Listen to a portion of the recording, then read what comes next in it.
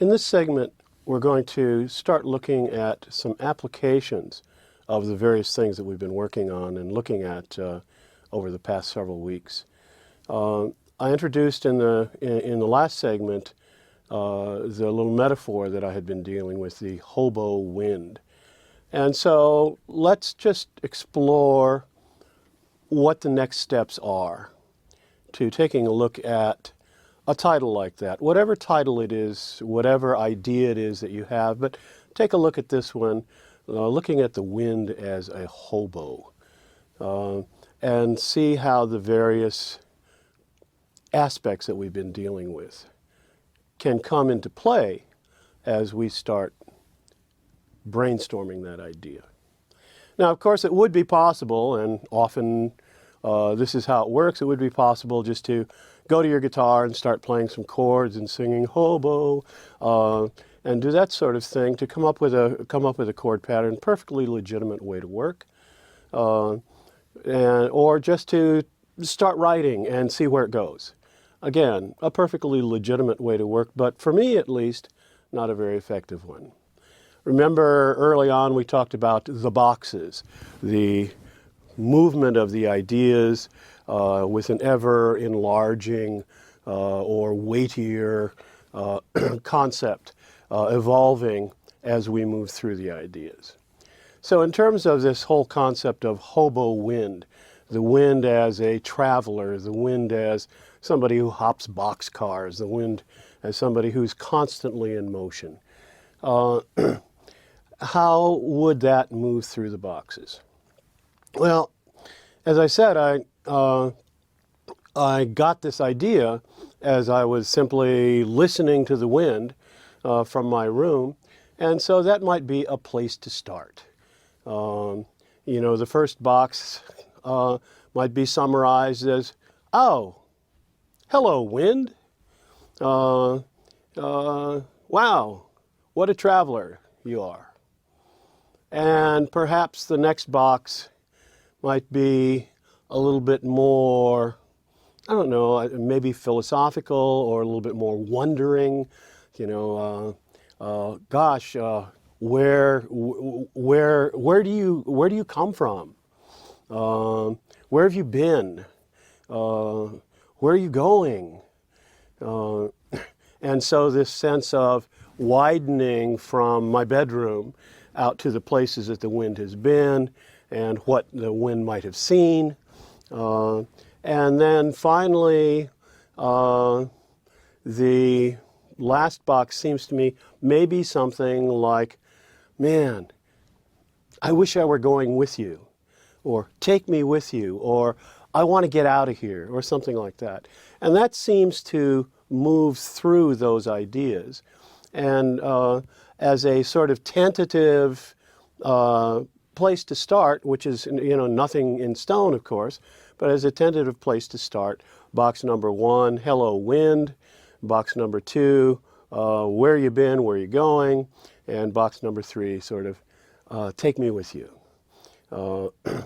Why do I want to go with you? Well, maybe where I am, I feel kind of stuck. Maybe you, oh wind, I guess I'm talking to the wind.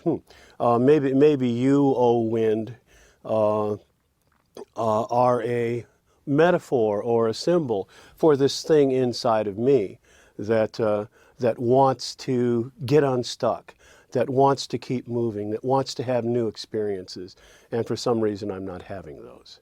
So that it seems to me like a fairly practical and believable sort of progression of ideas.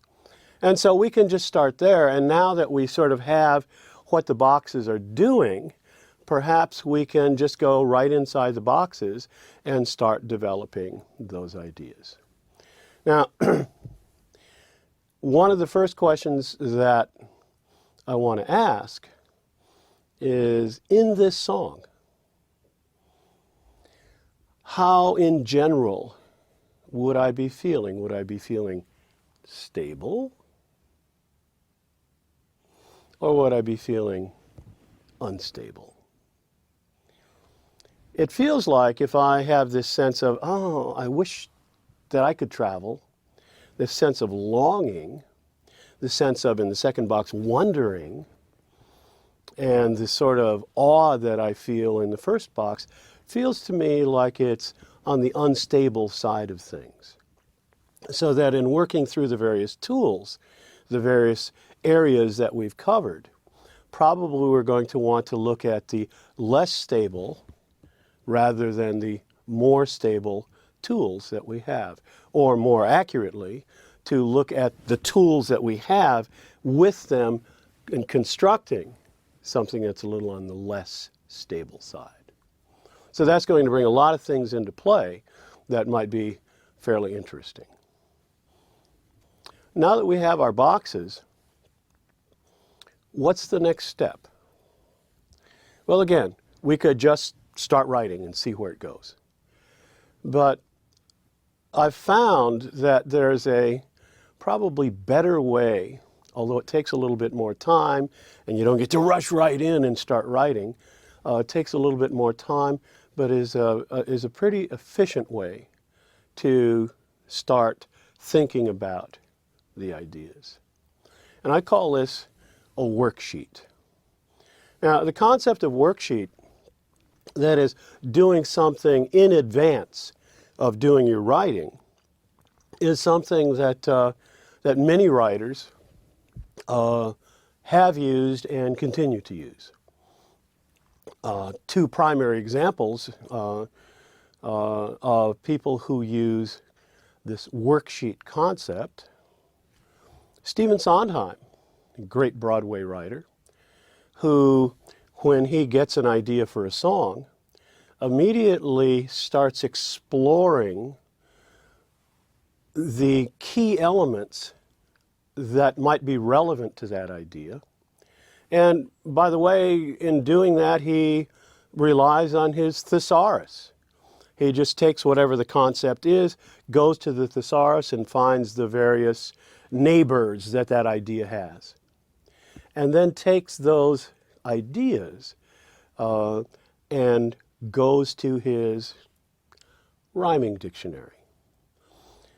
And uses the rhyming dictionary not to find rhymes, although he's finding rhymes, but not to use find rhymes, but rather to find what ideas might be there. That is, he's using the rhyming dictionary in order to explore what the idea might have in common. He's sort of playing tennis with his rhyming dictionary.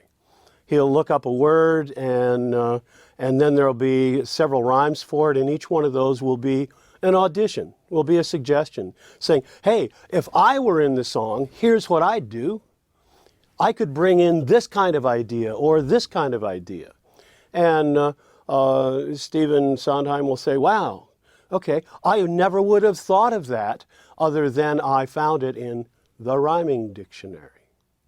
And if, by the way, he finds a really good idea in the rhyming dictionary, then not only does he have a good idea, but he has an idea that also works sonically with other ideas that he's already approved of.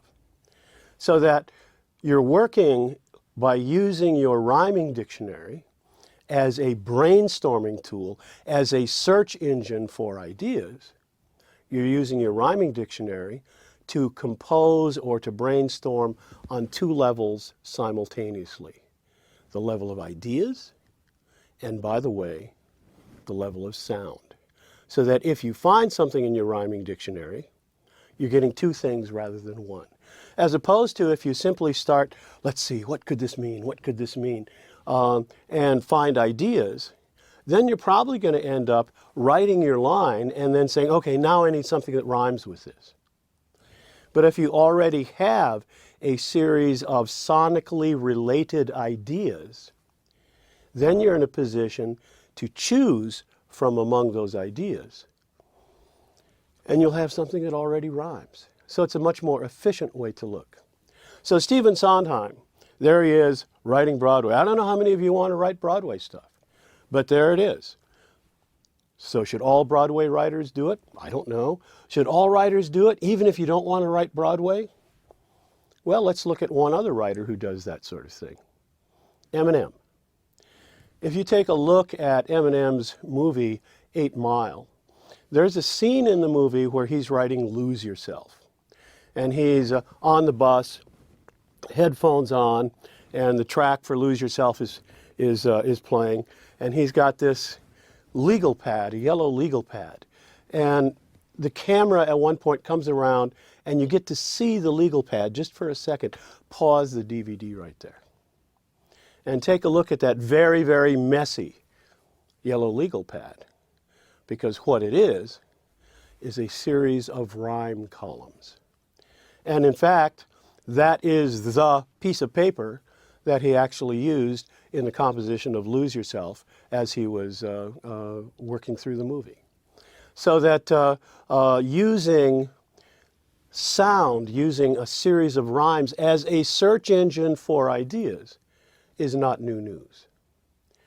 So why don't we take a look at this idea, hobo wind, and let's see what we can find that might flesh out this whole idea of hobo wind, that might work through the boxes and give us ideas that perhaps we normally wouldn't have gotten simply by thinking, simply by going inside, but using the various suggestions that the rhyming dictionary makes to go from the inside out. Say, what does that word give to me?